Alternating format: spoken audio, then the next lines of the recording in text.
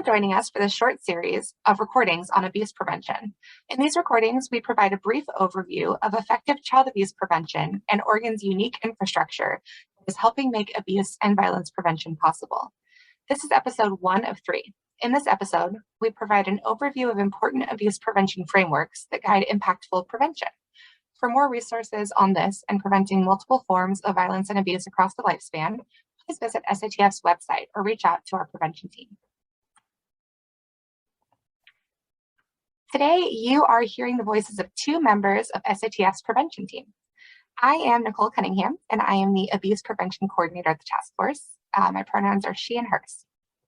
And I'm Meg Foster. I also use she, her pronouns, and I am the Prevention Program Coordinator at the Sexual Assault Task Force.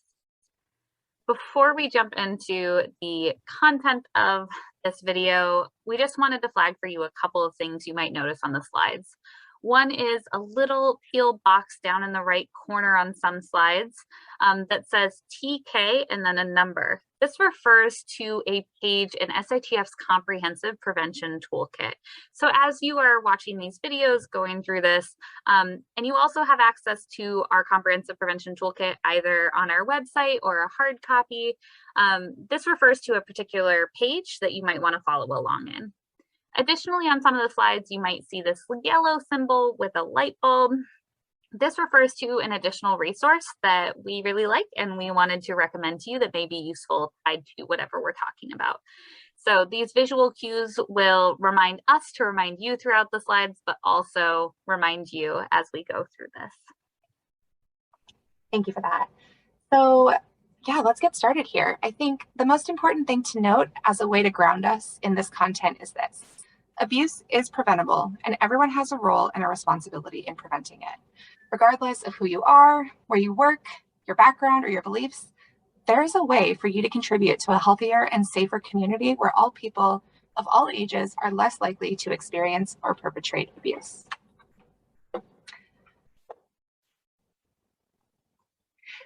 So what is the problem here that we're talking about today? All of the concerns that are outlined on this slide have elements that overlap or inform each other in one or more ways.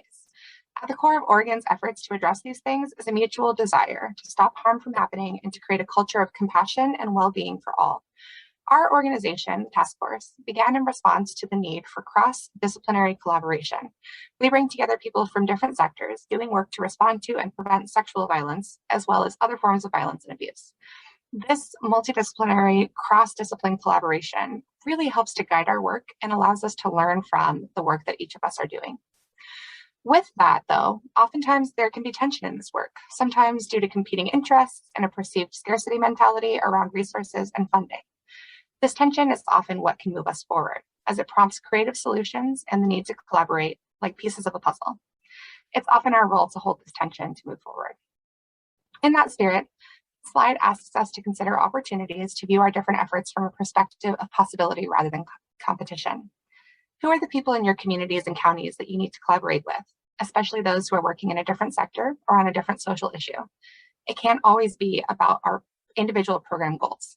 Where does our work overlap? How can we support each other? A few pieces to hold while we are going through this training are this. Assume best intentions when working with others. Find language to communicate. Don't we all want a safer world? And build connections with individuals to support this collaboration. Similarly, we need to talk about what prevention is so that we can find what those common goals are and what those overlaps are. A lot of times we confuse prevention with some other things, one of those being risk reduction.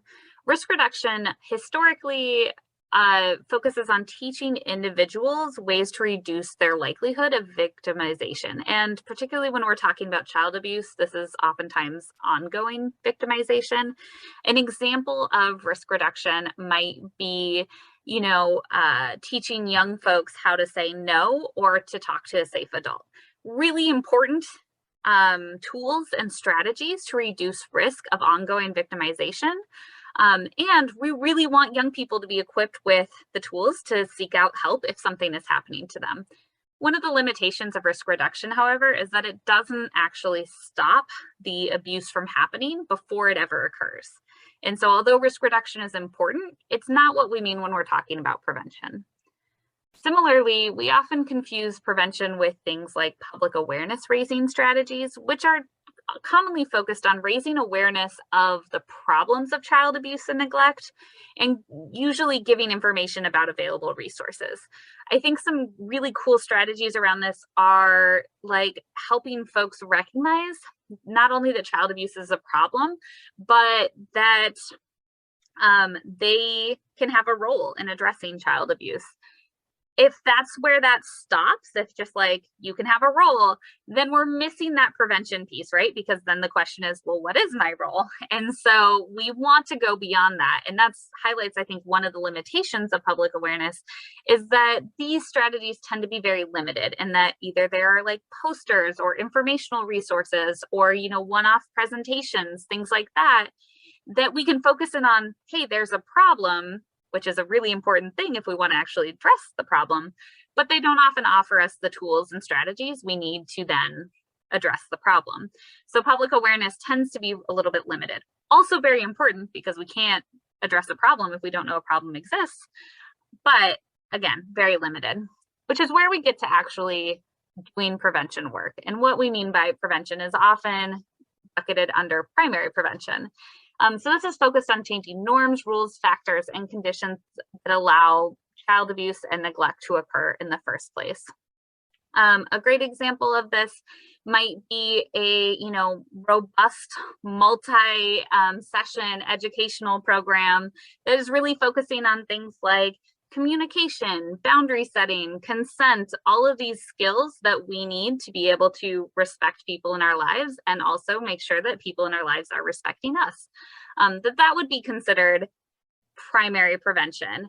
And one of the limitations of that is that not only does it take a long time to implement really impactful primary prevention programs, but we often also don't see that change happening. And we're looking oftentimes for this really instant gratification. But prevention and real prevention takes time. It means that we aren't necessarily going to see things like reductions in child abuse for years and years, because we really need these norms to change and these factors to change that allow for the abuse to happen in the first place. And so those big population level changes are going to take longer to happen. That being said, one of the benefits of primary prevention is that it actually gets at preventing the abuse before it ever occurs. Whereas risk reduction, for example, often focuses on interrupting abuse after it has already occurred. So want to name that we often confuse prevention with other things. All three of these things, primary prevention, public awareness, and risk reduction, are very important. But if all we're doing is risk reduction or public awareness, we're really not getting at addressing the issue itself and stopping it from happening in the first place. So a real comprehensive approach to prevention would be incorporating all of these things and working at all levels of our river. So this might be a metaphor that many of you are familiar with. We call it our working upstream metaphor. This originated from tribal communities in a story about three sisters and has been kind of co-opted by public health and mainstream organizations like ours. And one of the problems with co-opting stories and narratives from other communities is that oftentimes we lose the history there. So really want to name that and recognize that the roots of the story are not in public health, are actually with some of our tribal and indigenous communities. So they offer us this kind of visioning exercise where they ask us to imagine that we are sitting on the banks of a river having a picnic with someone that we care about, maybe our friends, our family members, our colleagues, our coworkers, whomever it is we want to be having a picnic with. And it's a beautiful day, whatever that means for us. Where I am today, it's a little bit gray and cloudy and a little bit stormy, which might be your perfect day. Mine is maybe a little bit less clouds, but also not super hot. So whatever your perfect day is, with your perfect people on the banks of this river, having a great time, eating some good food, maybe drinking some good drinks, and you're relaxing, you're laughing, you're having a good time. And all of a sudden you hear some screaming. You, your friends, your family members, your colleagues, your coworkers, you run to the banks of the river and you see that there's someone in the river and they're drowning. So you jump in and you fight this current and you wrestle and you get this person back to shore and you're catching your breaths. And you're like, oh my gosh, I can't believe that just happened. And then you hear more screaming and there's another person drowning in the river. So you jump back in and you fight those currents and you pull this person to shore, and then more screaming and then more screaming and then more screaming. And this goes on for hours and hours where you are pulling people out of the river. Finally, after hours of doing this, one of your people, your friends, your family, your coworkers, your colleagues, whomever it is, decides to walk away. And you say, where are you going? There are literally people in this river and they're drowning. And they say, I'm going upstream to figure out why people keep ending up in the river in the first place. That's what we're talking about when we're talking about primary prevention. How can we stop people from ending up in this river in the first place? So we want efforts that are happening at that primary prevention level, but primary prevention is only effective if it's built on foundations of effective response systems. And so we need that secondary and tertiary levels as well. This is what makes this a comprehensive prevention approach. So those tertiary pieces, after someone's been pulled out of the river, providing those ongoing supports, those ongoing services. The secondary or the midstream prevention is, the pulling the people out of the river. But this primary prevention is so important if we really want to get to preventing the violence and abuse from happening in the first place. And so let's just take a moment to imagine that it's actually you that walked upstream. What you found when you got upstream is that there are various bridges in different states of disrepair. It's really easy to see that the bridges that are in greater states of disrepair are the ones where more people keep ending up in the river. And we can tell that if we invest our time and energy in bolstering those bridges and making them safer to cross, fewer people are going to end up in the river. But we also have to consider, right, who has access to what bridges, what limitations and barriers exist for people accessing safety and accessing safer bridges. Like, what is the cost to accessing a safer bridge that already exists between time, capacity, money, all of those pieces? Additionally, who even knows that there are safer bridges out there, right? Like, how are we limiting information? How are we restricting access unintentionally or intentionally? We use this metaphor of the bridges to really understand the structures and systems in our society that make it less safe for some people to cross bridges. This piece of oppression and how these systems and structures of oppression make it less safe and more violent and abusive for some people to exist in our world. I was in a training recently with an organization called the Anti-Oppression Resource and Training Alliance, AORTA, and they kind of built on this metaphor unintentionally because they're not necessarily an abuse prevention organization. But what they offered was that racism, oppression, white supremacy, these norms that teach us to value some people less than other people are like the current of this river. And so whether we are, intending to or not, whenever we're in the river, that current is impacting us and we're swimming in that river, in that current. And so I want you to think about as well that when we are at those midstream and downstream levels of the river and we're pulling people out and we're providing services, we're fighting those currents of oppression as well. And so that needs to inform how we're doing that midstream and downstream work as well. Because if we are pulling someone out of these currents and out of these rivers, but we're not recognizing the impacts that those currents of oppression maybe are having on those people, we're missing the opportunity to, again, lean into prevention. So a comprehensive approach is working at all of these levels and working across this river. And going back to what Nicole said earlier, this is about finding our role and figuring out where we fit into this puzzle. Absolutely. Now that we've had a chance to situate some of these prevention concepts, let's take a look at this next principle here.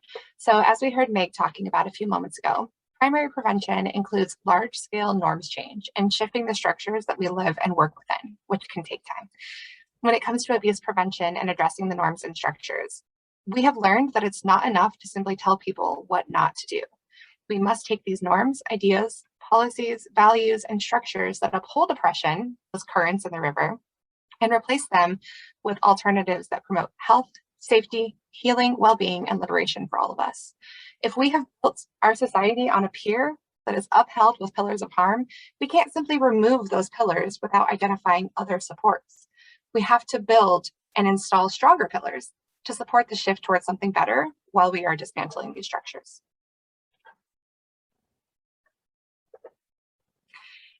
So it's also critical that we're thinking about our impact and the larger picture as we are working to create change.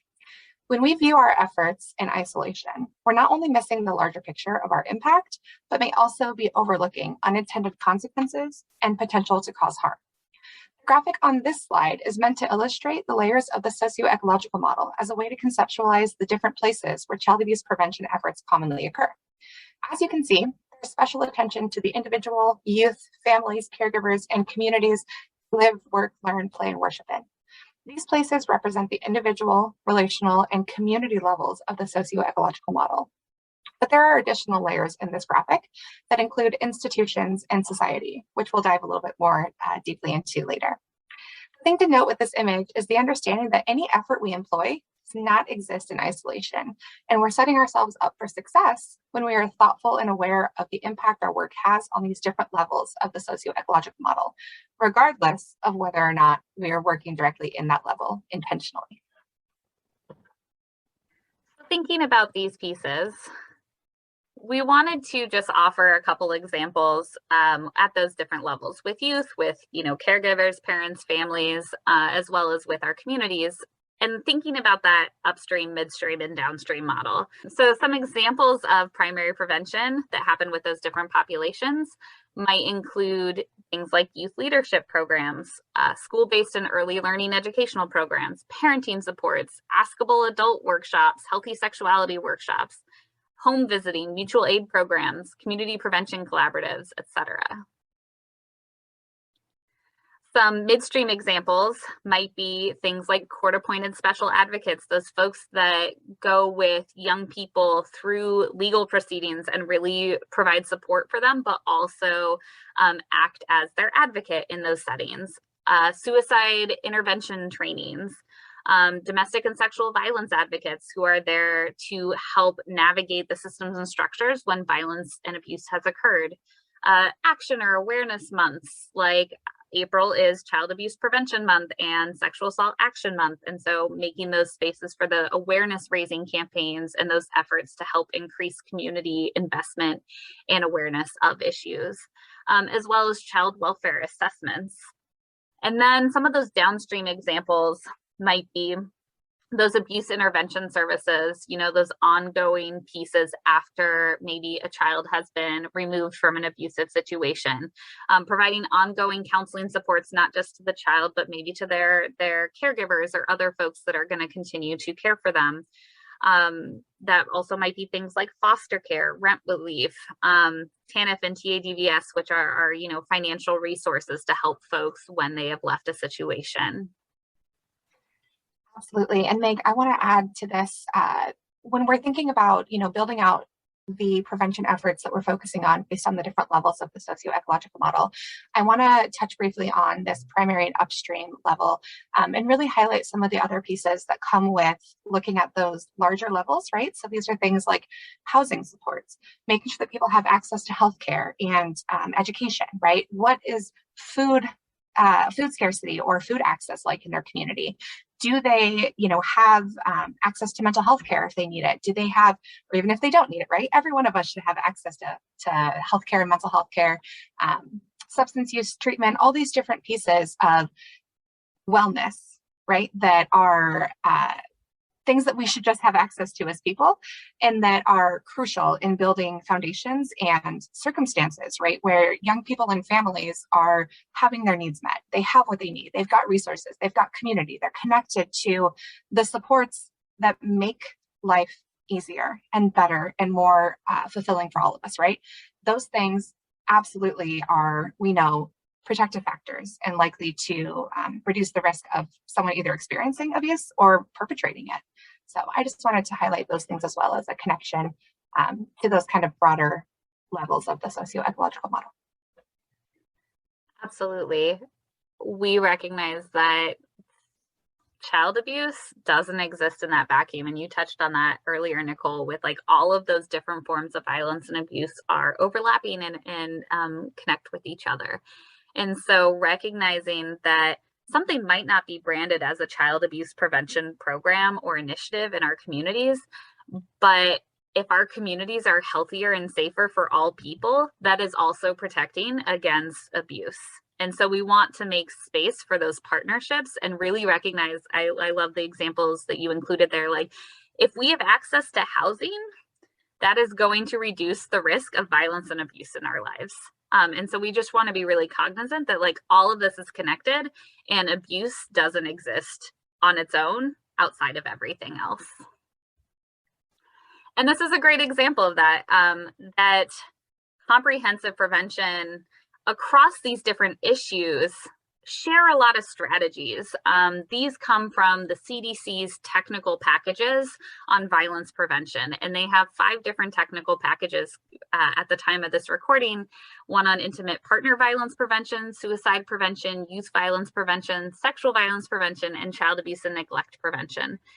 And they kind of offer us 5 strategies in particular that really overlap across all of these different issues. And if you want to follow along with this and you have access to the SATF's Comprehensive Prevention Toolkit, you can find this on page 14 of the toolkit. So across these 5 different violence and abuse areas, they found that promoting social norms that protect against violence and abuse is a key strategy in preventing abuse in our communities. So changing social norms to support parents and positive parenting is a great example of what that might look like, or a strategy in that category. Teaching skills to prevent violence and abuse is another category. An example might be teaching healthy sexuality and safe relationship skills to youth. If you are in Oregon, like Nicole and I are, we're pretty lucky that we have a really cool infrastructure around teaching healthy sexuality, safe relationship skills, violence prevention, child abuse prevention, every single year, kindergarten through 12th grade in our public schools. And these have been built into our health education standards and performance indicators, just like Nicole kind of highlighted in that last slide, that all of these pieces that contribute to healthier and safer communities for all people are really key prevention strategies. And we've seen this infrastructure be really built out in such meaningful ways in our health education standards and performance indicators.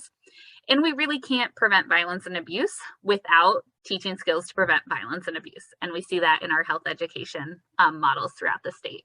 We're going to dive deeper into that one in the 3rd video as well. So looking for those opportunities to talk more about it. A 3rd strategy is providing opportunities to empower and support. Nicole also touched on some great examples around economic stability. So some strategies around strengthening economic supports for women and families is a really cool strategy. This might be done through like policy advocacy. This might be done through thinking through our organizational structures to invest in, programs or opportunities to really lift up economic stability for women and families. One of the big efforts at the time of this recording in the state is looking at, paid family leave as well as childcare for all, right? That we might not necessarily see those historically as abuse prevention, but if we understand these strategies across multiple forms of violence and abuse, we can really clearly see how this ties into child abuse prevention through being protective factors. And again, I'm going to talk about that a little bit more in just a moment. Creating protective environments, things like establishing and consistently applying workplace policies, having policies and structures in place to ensure that, for example, staff and volunteers and other folks who are serving in positions of power maybe are not folks who have caused abuse or harm in the past, doing things like background checks, thinking about things like, what work they've done in the past or what work folks have contributed to. All of that stuff can be really meaningful if we're consistently applying these across our workplaces to help promote, safety, accountability, and healthiness for all the people that we're working with. And then this fifth strategy, as I mentioned before, prevention works best when it's built on foundations of effective response, is that we have effective systems in place to support victim survivors to increase safety and lessen harms. So that's a really important piece. Providing those response services is a really key part of that comprehensive prevention model. And I just want to note, we keep saying, right, we all play a role. It is not anyone's role, as far as I believe, to do all of these things, right? It's not one person or organization or even sector of work, right? To do all of these things, which is why that building those connections across issues and across organizations and across partners in our communities is really going to get us closer to preventing not just child abuse and neglect, but multiple forms of violence and abuse across the lifespan. And we really want us all to be working together and finding our roles so that we can do this comprehensively and more meaningfully. We work against our end goals of preventing abuse if there's one person or one organization that is the keeper of all things prevention. The goal is that all of us are finding our role in this if we ever effectively want to end violence and abuse.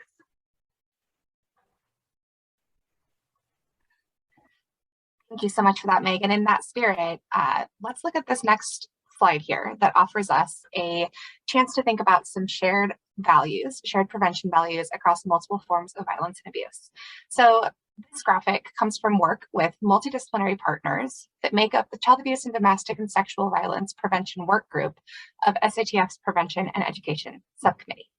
So stakeholders who are working to address multiple forms of violence and abuse came up with these 8 principles that they find and that we have found are shared across efforts and across sectors when we're thinking about prevention and how to think about it in terms of success, right?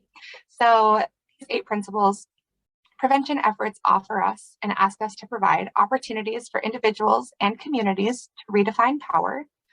Different forms of oppression create social norms that reinforce violence and abuse. For this reason, we must include anti-oppression in our prevention efforts. Effective prevention efforts focus on preventing perpetration. Health promotion efforts, particularly healthy relationships and sexual health promotion, are critical components of violence and abuse prevention. This work needs to come from communities. Equity is critical to a world free of violence and abuse and an important component of effective prevention programming. Evaluating our prevention efforts is a critical component of a successful and ethical program. And then the last one might be the hardest one for me. It's this idea that prevention takes time, right? Which Meg touched on a little bit earlier in this recording, that we may not see all of the fruits of our labors, but it's important to recognize that that's okay, right? That's part of the process, and that's part of prevention work, not just preventing child abuse, but preventing all of these different forms of violence and abuse. So the thing that I want to really highlight here with these shared prevention values is that when we focus on the values that we share with other service providers in this work and in other sectors, it becomes easier to see how our work overlaps and why it's so important that we work together to help each other reach our shared goals, just like Meg was saying in the slide before this. So a couple of really important structures that help us understand how these pieces connect, but also how we can better effectively implement violence prevention, is that we want to be aware of risk factors. And there's been a lot of research out there that really focus on things that increase risk around victimization. But for prevention to be really effective, as Nicole just named, we really want to look at how can we address risk factors that increase the likelihood that perpetration might occur. This might include things like beliefs, values, norms. This might include things like policies, like what are our policies when violence or abuse happens in our organization or happens by people in our organization? How do we address that and navigate accountability with a particular eye that we are not allowing or making space for that same abuse to happen in the future, right? So what are those places where we can really address structures, norms, beliefs, values that increase the likelihood that perpetration might happen? There's a really great resource I want to flag for you all to explore risk factors. In particular, the Indiana Coalition Against Domestic Violence created what they call their prevention toy box. And they have a really cool activity in there called Netty Spaghetti, which is a really tactile way to explore the connections between different issues like maybe child abuse and neglect and sexual violence or suicide, and all of these different issues, poverty, etc., and how those are connected through these various risk factors.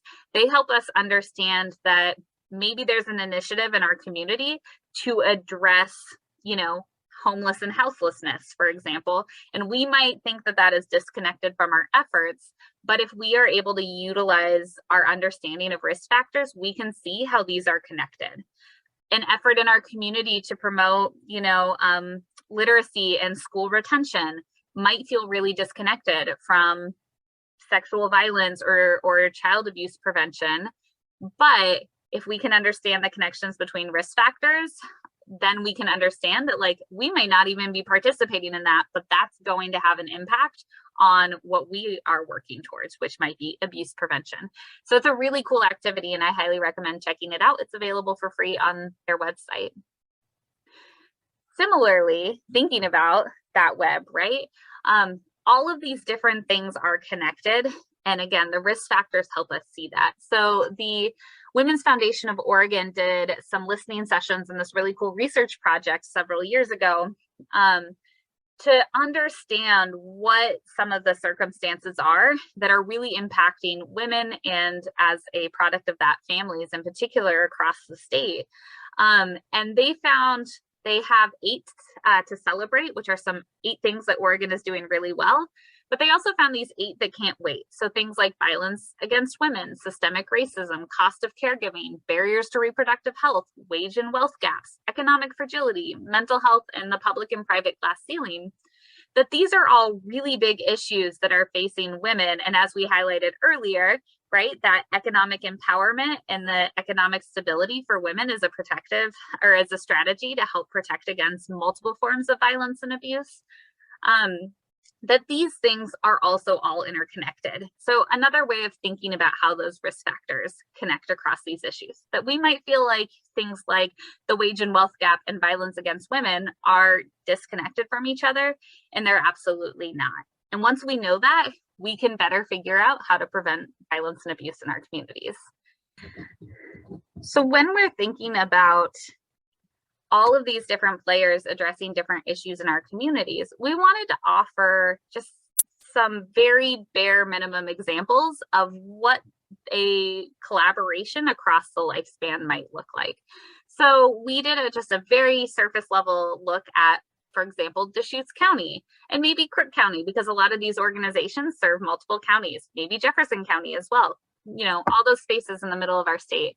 But if we start to look at this, there are a lot of people doing work whose work overlaps and impacts our work. So for example, the local child advocacy center, Kids Center, is doing some really cool prevention work with both youth and families and adults in the community.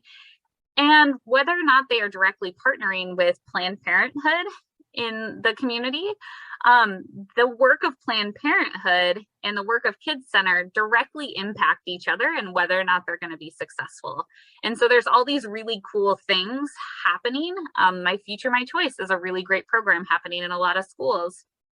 PrEP is sexuality education that has been happening throughout the state, and it's focused on pregnancy prevention. And so there's a lot of different things happening across just this one county that all informs each other, and maybe they're not working super closely together, and maybe they are, which is going to likely increase the impact of their work.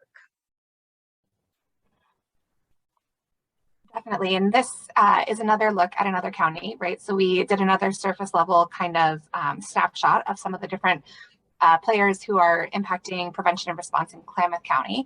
And so this is absolutely another way to think about, for example, here, if you look at response down the line here, we've got Klamath tribes, right, who are involved with response efforts in their community. And we can see how this, if we are looking at the way that these programs are connected to each other. We can see how work of, Klamath Lake Cares, for example, their prevention work that they're doing with families, we can understand that that work is going to impact and overlap with some of the work that the tribe might be doing, right?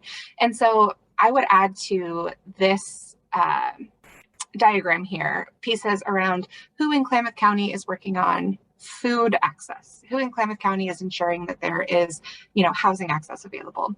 And if we start to kind of broaden these pictures out and look beyond the surface of people who are, clearly doing prevention, clearly doing response, and start thinking about who are some of these other partners that are not just impacting child abuse, but also looking at, how is housing and food scarcity impacting the work of Klamath Lake Cares, right? How are those things impacting what's happening at Klamath Crisis Center or Marta's house? Because we know that there are bigger situational factors, right, that impact the work of all of these different programs.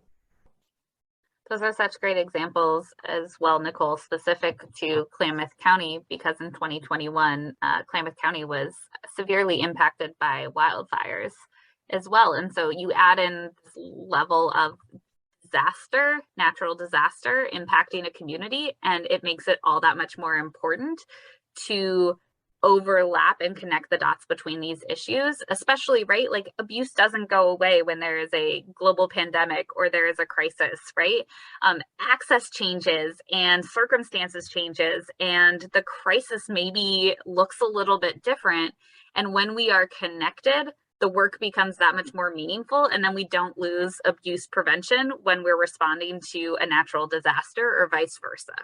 100%. And on top of that, I would add the piece of perspective where we as service providers, right, take on so much additional weight and so much additional difficulty when these disasters happen or when there's a pandemic or whatever, right? Because we're trying to respond to the needs of our communities and to be nimble and to be thoughtful about how we're doing those things. And so when we are tapped into what the other programs are in our communities and are thinking about the work that is happening from all these different perspectives, we can see how we can also help each other in terms of sharing responsibility, taking some load off of each other, right? Thinking about how we can help advance each other's efforts and really give support and community to each other when we are working in the same community. Yeah, and Nicole already kind of alluded a little bit to this, but those other pieces that connect us, not just those risk factors, are protective factors. So conditions and characteristics that decrease the likelihood that someone might perpetrate abuse, as well as, right, there's also a lot of research out there about protective factors that reduce the likelihood that someone might experience abuse.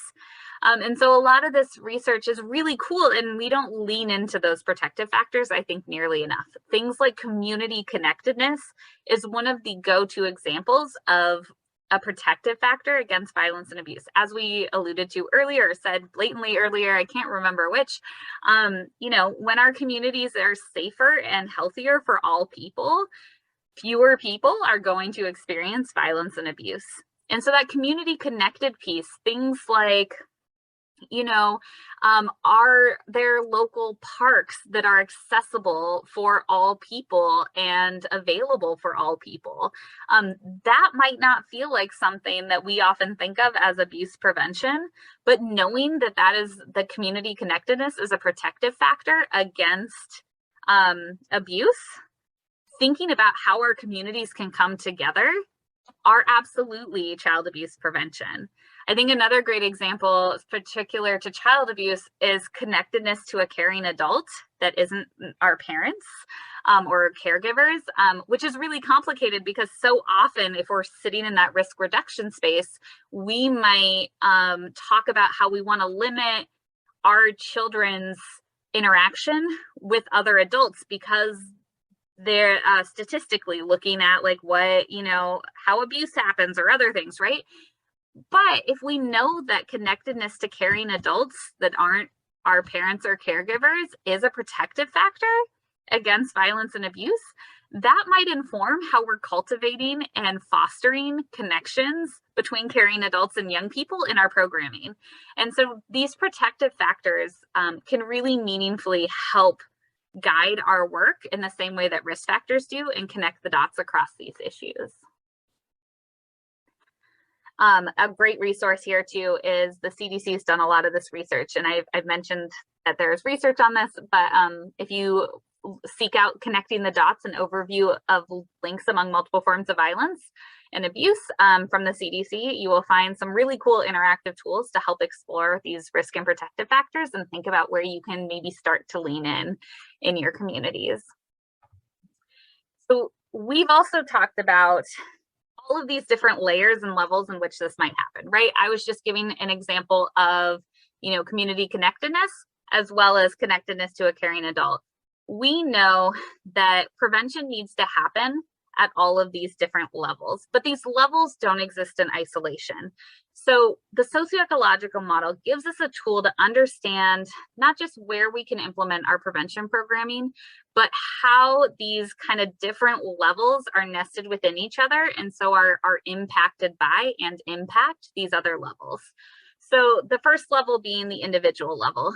This is one of kind of like, I think a lot of folks' easiest entry points into prevention of like, how do we promote individual knowledge, skills, behaviors that might prevent abuse?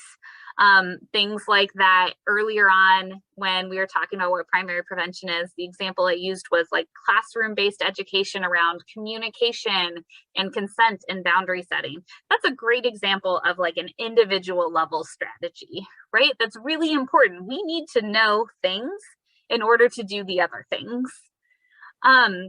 The next level is relational. And so this is, the example I shared of connectedness to a caring adult.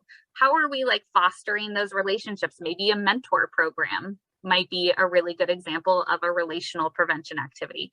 Individuals don't exist in isolation. Individuals have relationships with other people around them, whether it's friends, family members, coworkers, colleagues, community members, whatever that looks like. And so we as individuals are impacted by those relationships, but also those relationships are impacted by individuals. We all exist within communities, and that might be geographic communities, that might be, philosophical or value-based communities, something like a faith community or something, right? So like the places where we are modeling or setting up safe and healthy spaces in our communities, whether that's a faith community or a geographic community, like in our town or in our county, right? Or in our state or in our world. The communities can be very big or very small. And so remember, communities are made up of individuals and relationships. So none of these layers exist in isolation.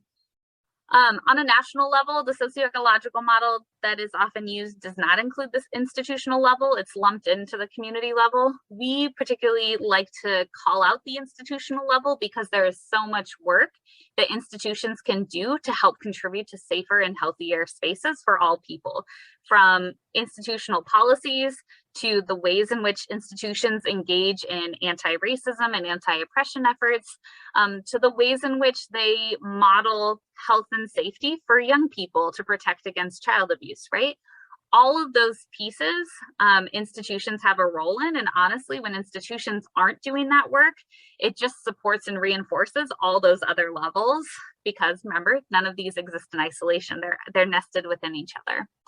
And then there's the broader societal level, which just might be bigger things like national policies, norms, things like that really impact all of these other levels.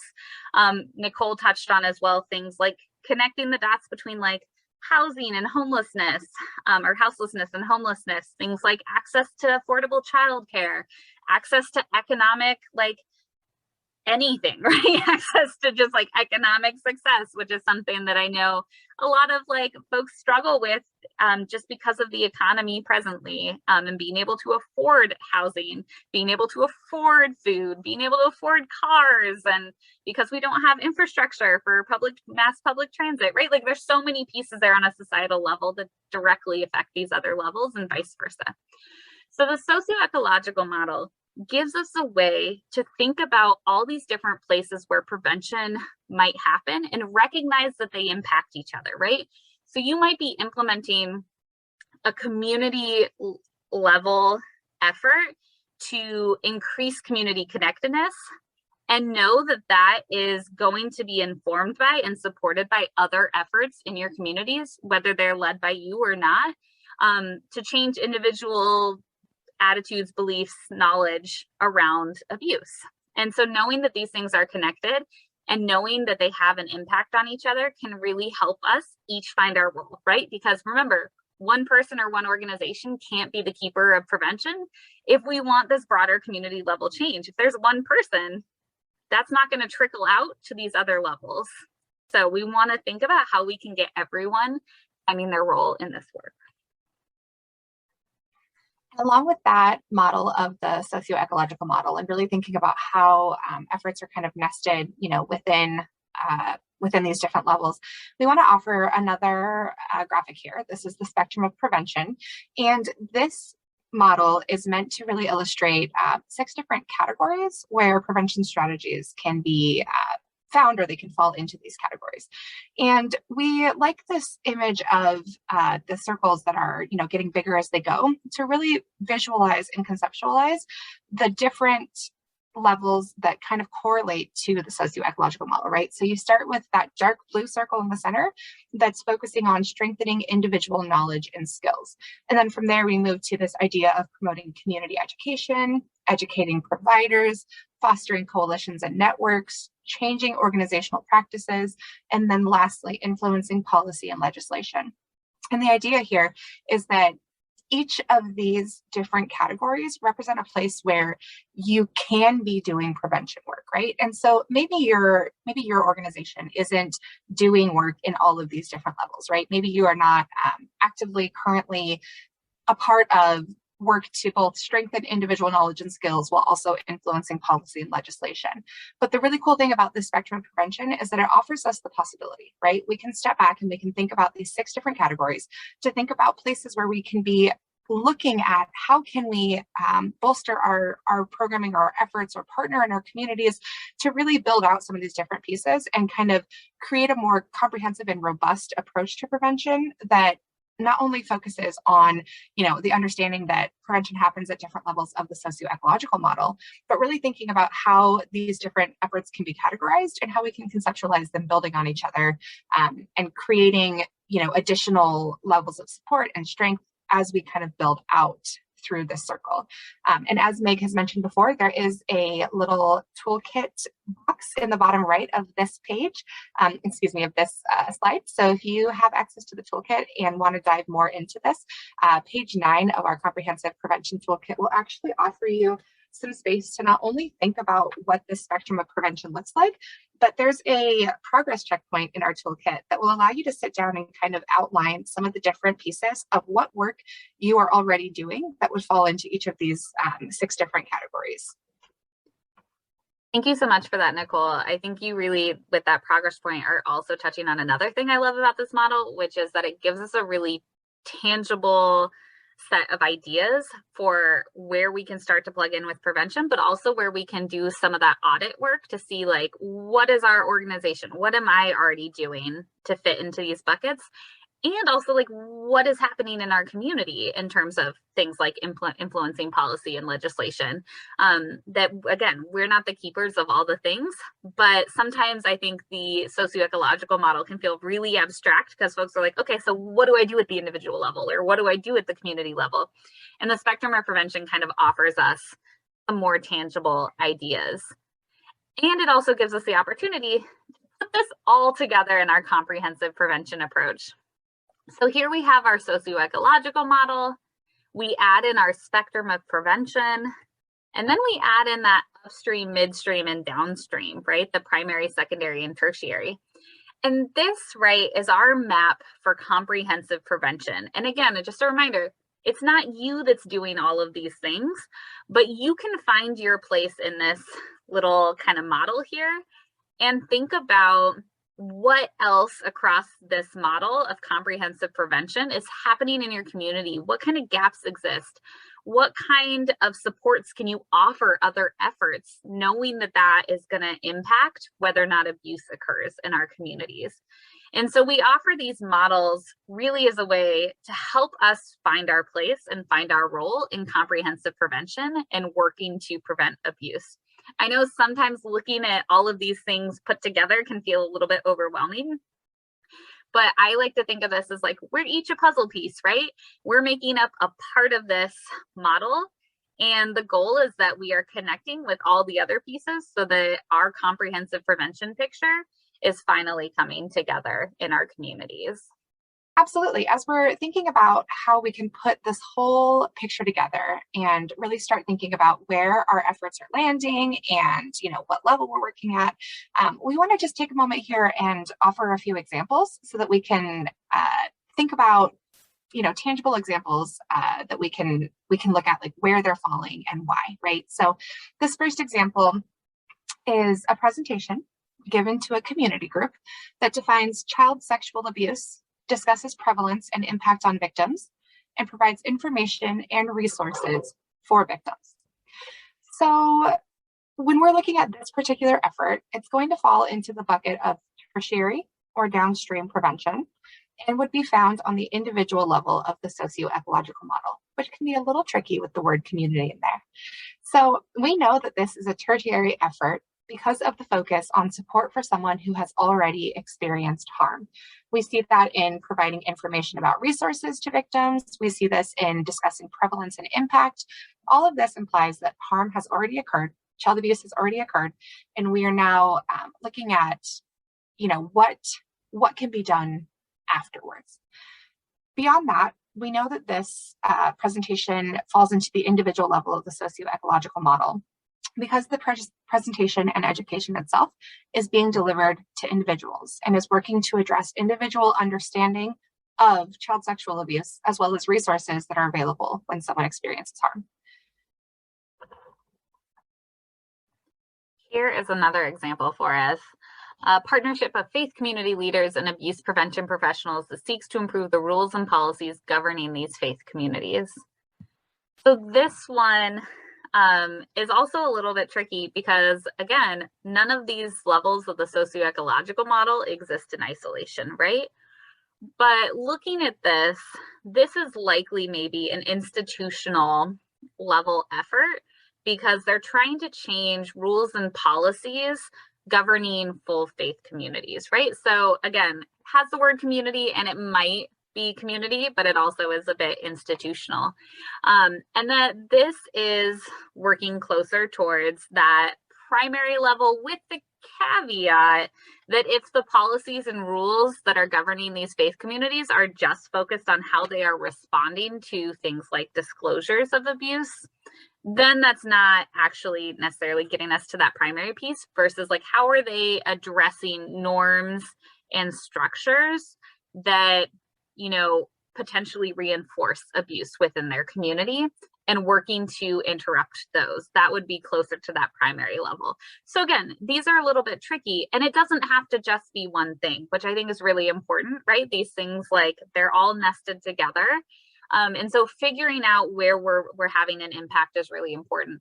One of the things that we wanted to note when looking at these examples is that so often we are like, we're doing this like big community-wide thing, but really what we're doing is we're raising awareness with individuals. And so that community level impact maybe isn't happening, or maybe that community level change is a longer term outcome of the effort we're doing. And in the shorter term, what we're doing is we're changing individual knowledge and attitudes and beliefs, which is important, right? We need individual change to also have community level change.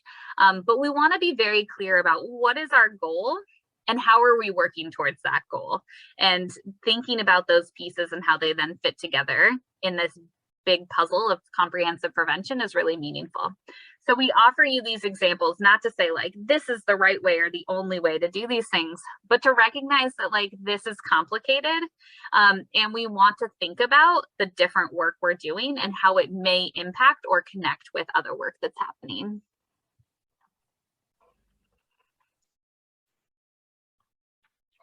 Fabulous. So next slide here is one of my favorites, and it's this colorful table full of all of the different words that are too small for you to read right now. With that being said, we encourage you to look at page 19 of the Comprehensive Prevention Toolkit if you have access to that. And this graphic here on this slide illustrates a number of different possible prevention strategies. So I'm not going to read each one for the sake of time, but I encourage you to come with me as we focus on the categories on the left-hand side of this graphic for the moment. So this list is not exhaustive, right? This is a list of some possible strategies you can use. But what this does do is offer 8 categories for meaningful prevention efforts, which include evaluation, health promotion, addressing the root causes and norms change, coordinated effective response, bystander intervention, response awareness, awareness raising, and risk reduction. So what we really want you to get looking at this slide is this really robust image of what we're talking about when we're talking about comprehensive prevention, right? As Meg alluded to earlier, comprehensive prevention includes different strategies at different levels.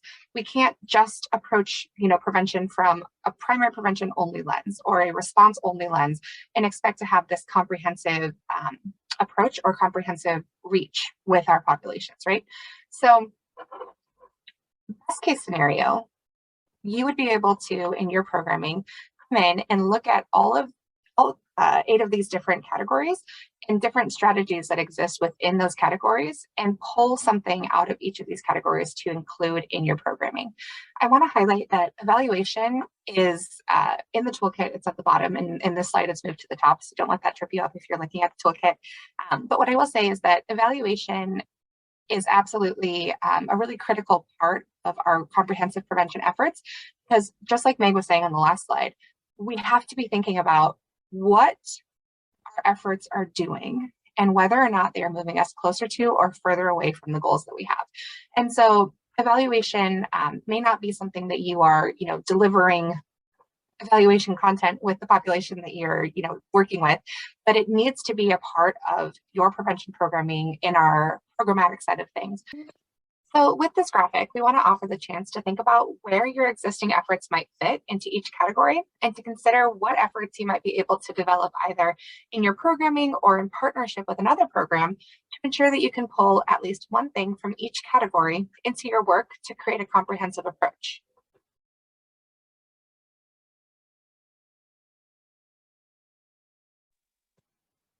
And as Nicole has mentioned multiple times, we want to connect across these different pieces, but in order to meaningfully and effectively address the root causes of violence and abuse, we also really want to think about how our work intersects with things like anti-violence and racial justice and social justice and community organizing efforts that are often led by and for communities. So think about all of these pieces around prevention and think about how we are incorporating those into our work, learning from the work and other efforts in our communities, and rooting our efforts in racial and social justice and other anti-violence work. Yes, thank you so much for that. And so last piece here that we'll touch on today during this recording is thinking about some of the infrastructure that is set up in the state of Oregon to be able to do comprehensive prevention and to support child abuse prevention just in general. So on this screen, or excuse me, this slide, we really wanted to offer the chance to consider some of the different players and different programs that are involved with this infrastructure that Oregon has built out. So Oregon's a really amazing place, right? Because there are so many fantastic people who are working to prevent abuse and create spaces for joy and growth and facilitate healing and reimagine the structures and systems that influence our lives and our state. This slide highlights some of the infrastructure that Oregon has set up, specifically related to child abuse prevention. There are a bunch of programs that are supported by networks that can offer things like support, resources, funding, and more. So, for example, if you look at this slide, you'll see Protect Our Children, for example, which both funds and supports 26 different organizations in 25 counties in Oregon at the time of this recording. Similarly, we can look at the Oregon CASA network here, where there are 22 local CASA programs, including one tribal-specific program serving every county in Oregon. So there are already a number of different networks that are set up to really be able to support and bolster the programming that's happening on the ground, the local efforts that are happening in our communities, right? Which is a really cool thing. If we understand and when we're aware of the efforts that are happening with other organizations and with other networks, we can really lean into those places where our work overlaps to help push us closer to the goal of a safer and healthier Oregon for all of us. We also want to note that it's not just statewide nonprofits or organizations in our local communities that are doing and leading this work. That much of this is supported and led by our state agencies and our state bodies. And so we just highlighted a few here, including the Oregon Department of Education, the Teacher Standards and Practices Commission, Oregon Department of Human Services, Department of Justice, the Oregon Health Authority, the Oregon Youth Authority, as well as the Oregon District Attorneys Association, the Oregon Adolescent Sex Offense Treatment Network, and the Oregon Association for the Treatment of Sexual Abusers. There is so much work and so many opportunities to be supported in our efforts to prevent abuse across the lifespan. And that will bring us to the end of this first recording. And we're so appreciative that you have taken the time to join us in talking about, what comprehensive prevention means and what it can look like in this state. Join us next time. We are going to be chatting next about understanding root causes in our prevention work. And then, as Meg alluded to earlier, we will have a third recording where we'll talk about health promotion as abuse prevention. So thank you so much for tuning in. And please, as always, feel free to reach out to SATF's prevention team for additional follow-up feedback, support, and anything else that you might need. Thank you so much.